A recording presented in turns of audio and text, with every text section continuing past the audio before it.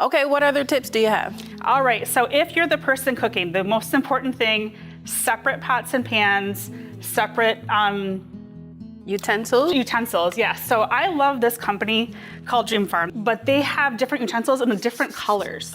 Oh. So you could have, teal is the color awareness for food allergies. Oh, wow. So they have like spoons, spatulas, other fun. utensils that have different colors. They also come in like red or purple or whatever, but that's why I like the teal one because of the food allergy awareness. But so yeah, make sure you're using a separate whisk for that gravy. Make sure you're using a separate spoon for your mashed potatoes.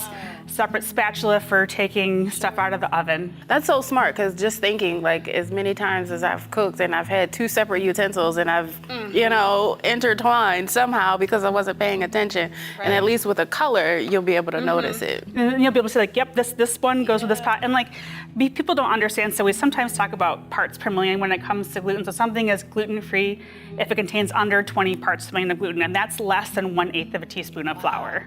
So yeah, we're talking like little bits of crumbs. So that little bit really does make a difference. Can make somebody incredibly sick. Wow, okay. Well, what about some other things that you have here? When we're talking about appetizers, think about keeping like grain sources separate. So like with cheese and crackers, keep the cheese separate from the crackers if you don't have gluten-free crackers. Otherwise, if they're all on the same platter, the crumbs from the crackers, like then the cheese becomes off limits. So if you're doing a cookie platter maybe or something, keep the gluten-free cookies on a separate platter. Or if you're maybe doing cornbread muffins and you're doing gluten-free and regular, don't put them on the same plate. Right.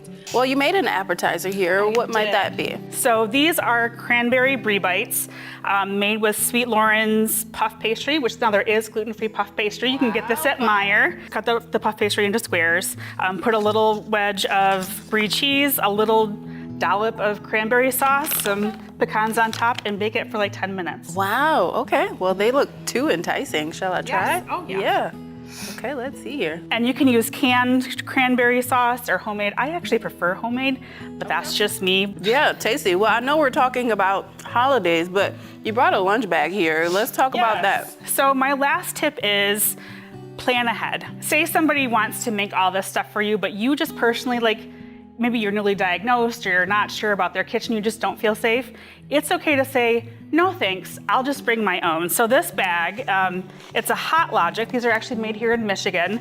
They have a warming plate underneath that you can, this plugs into the wall or into the car. So plan ahead, bring your own meal.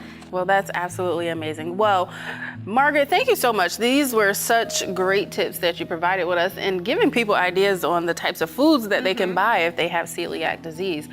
For those that are interested in learning more about you, tell them how they can find you. Sure, you can go to my website, which is My Gluten Free Gal, glutenfreegal.com. You can also find me at Facebook, on Instagram, on Pinterest, and on Substack, where I do a weekly newsletter. So it's all at the My Gluten Free Gal handle on all of them. Well, thank you so much for joining us. Thank you for bringing me here. Yeah.